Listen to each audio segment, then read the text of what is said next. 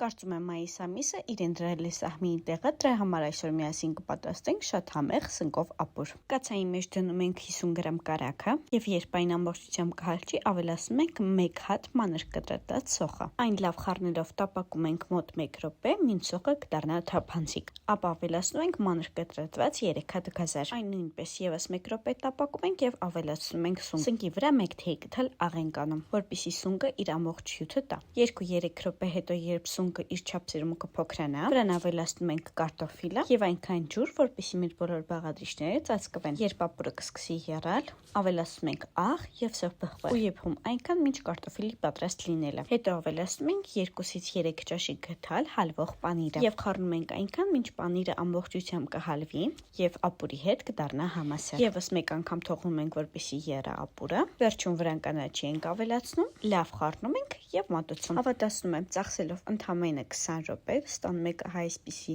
շատ նրբահամ ու թեթև ապուր, որի համից դուք ուղղակի չեք կշտանա։ Իսկ դու չմոռանաս սրտիկել եւ բաժանորդագրվել, որպեսզի բաց չթողնես էլ ավելի համեղ ու նոր բաղադրատոմսեր։